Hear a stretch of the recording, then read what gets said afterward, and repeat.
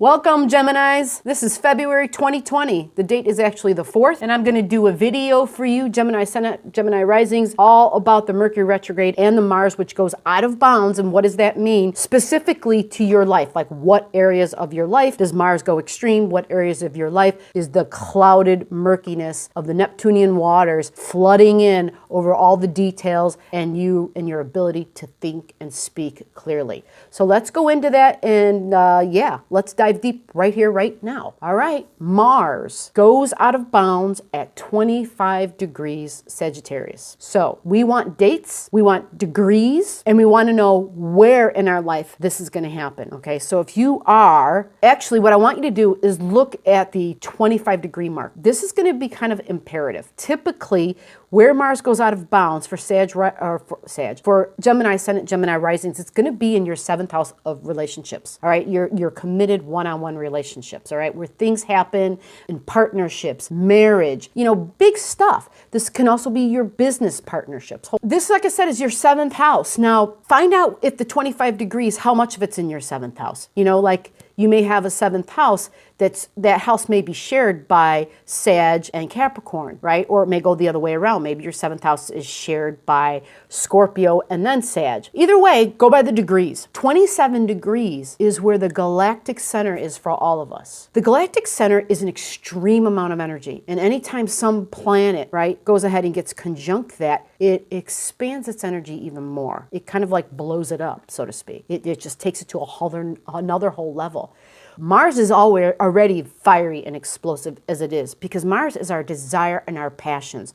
It's where we will not back down. It's the things we will fight for. We will stand up and we say something. We take that forward. We go running out, right? Mars is the Marine. So when it touches onto that galactic center at that 25 degree mark, at the same time, simultaneously, it goes out of bounds. Now, I don't want to go into the astrology about it, but it just basically means that it becomes less predictable. It has less patience. It becomes even more fiery. It becomes to the degree where it's going to boil over like a volcano type of thing. Because it's not Mars going out of bounds in a water sign, right? Fire and water, okay? Where water can put out the fire and then you just have boiling water. It's fire and fire. It's Mars in Sag. Now, Sag is typically a positive energy, and a more futuristic. But recognize that Sag is about, going up and shooting upward. So 7th house issues, right? You see how it could escalate. But recognize this escalation is happening in conjunction at the same time when Mercury, where it's understanding and it's thinking and its ability to communicate and talk about what it's thinking and feeling, where its information, where its details are being covered and clouded by veils of illusion, okay? It's in the Neptune waters. Mercury is flight. Mercury has wings. Mercury moves very fast.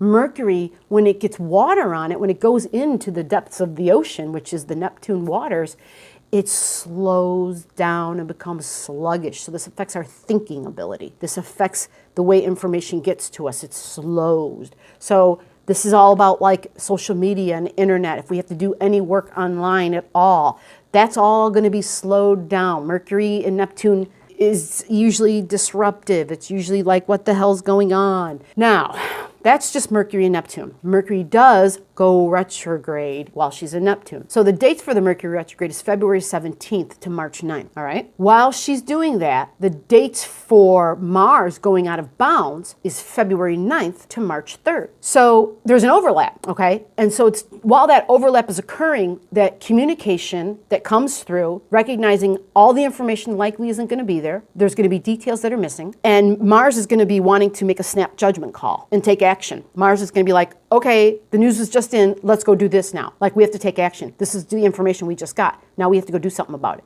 Realizing that you don't have all the details, all the facts before you take action is going to be vital, okay? So there's going to be a time of clarity that comes. It's a very small window, okay?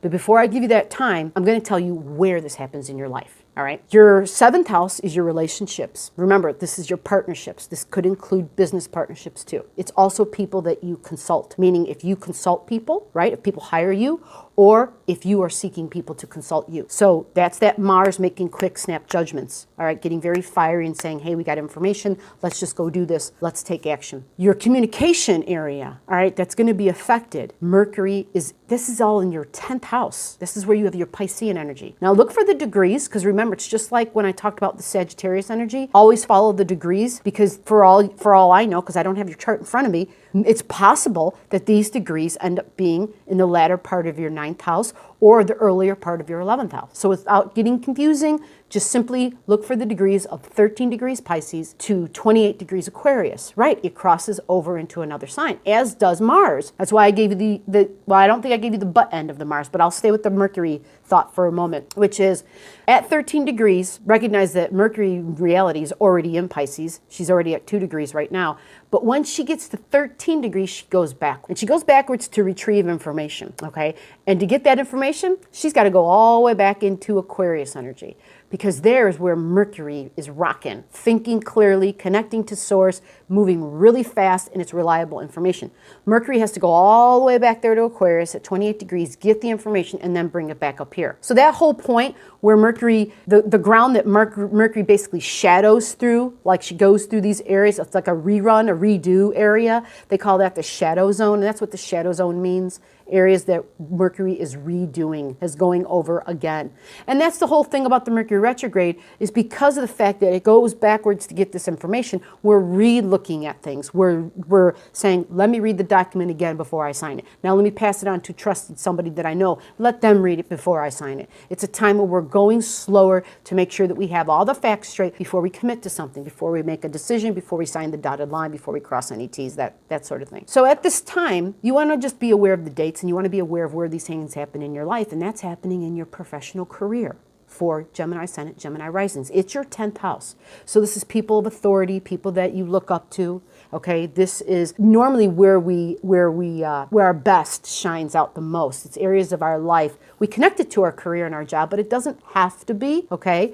For some folks, the 6th house more relates to what they're doing right now in their job. The key is if you can get some of that 6th house energy to line up with your 10th house, and then you're doing something that you would do for nothing, and that's where people are really happy. That's where they're their happiest, where they're utilizing that 10th house energy and getting paid for it. Then it's like, Shaw, like you can hear the angelics, all the music going on, and it's lovely. You can feel the beams of just vitality and life. You feel the universe is supporting you, and you won't stop doing it. It's an area that you would just do whether you got paid or not, okay?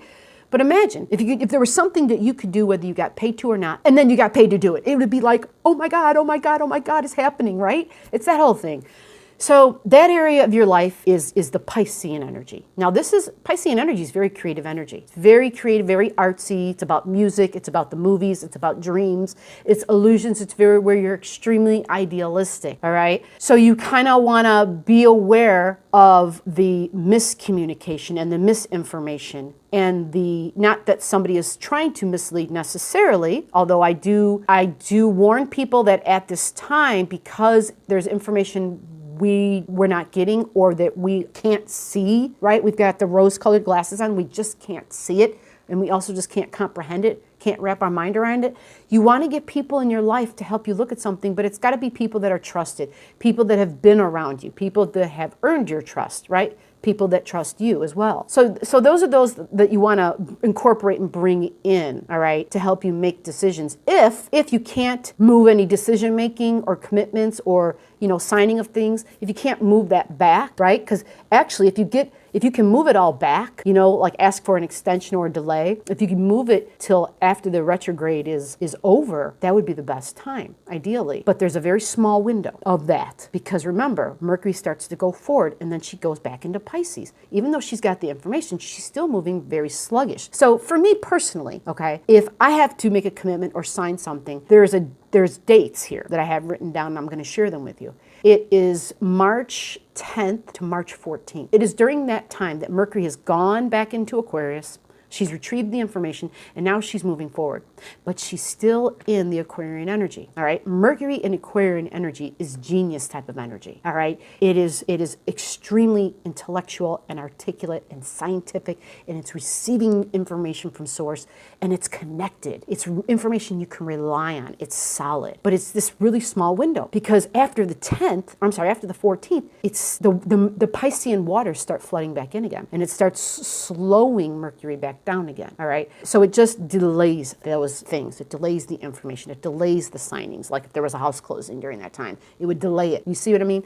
So I hope that this helps you to better understand what's going on for February. Now realize all this is on top of Valentine's Day, right? Valentine's Day, there's a video out. There's the full moon that happens this month, right? I can attach all these things for you, but there's a Valentine's Day warning, and it's basically just explaining that there's a very independent feminine and very independent masculine energy coming through for mid-February all the way through March. It's almost like folks taking separate vacations type of energy, okay?